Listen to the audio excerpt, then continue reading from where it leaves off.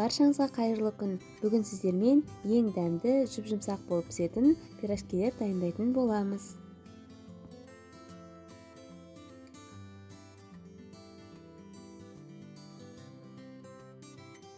Ол үшін бізге қамырына жылы сүтті құйып, үстіне аштығы мен қантты салып, араластырып, бетін 10-15 минутқа жауып қоя тұрамыз.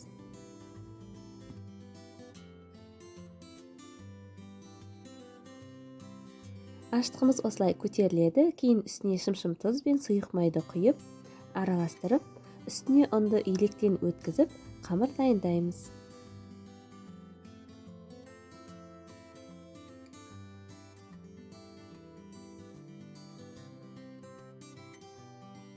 Қамырымыз осылай жұп-жұмсақ болу керек. Кейін бетін жауып, 1,5-2 сағатқа қоя тұрамыз.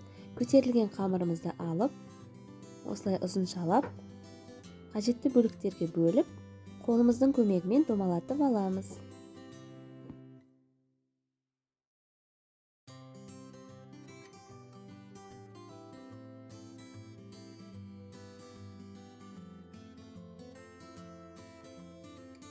Кейін қамырдың бетін 10-15 минутқа жауып қоя тұрамыз.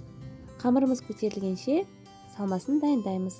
Менде салмасына піскен картоп пен қуырылған жуа, үстіне шым-шым тұз бен қара бұрышты салып, осылай езіп, пюре дайындап аламыз. Салмамызды дайындағанша қамырымызда көтерілді. Оқтаудың көмегімен осылай жайып, салмамызды салып, жақсылап қатты түйіп, пергамент қағазының үстіне қоямыз.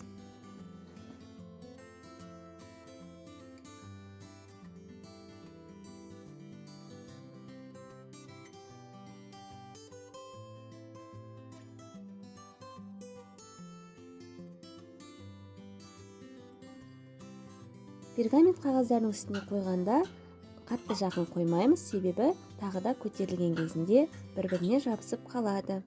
Бетіне жұмыртқаның сарысы мен сүтті араластырып, осылай кисточканың көмегімен жағып аламыз. Кейін бетін жауып, тағы да 10-15 минутқа көтерілуге қоя тұрамыз. Мінекей осылай көтерілу керек пирожкилеріміз. Кейін қызып тұрған 180 градустағы пешке 30 минутқа пісіріп аламыз. Міндетті түрде дайындап көріңіздер, өте нәзік, жұп-жұмсақ болып дайындалады. Астарыңыз дәмді болсын.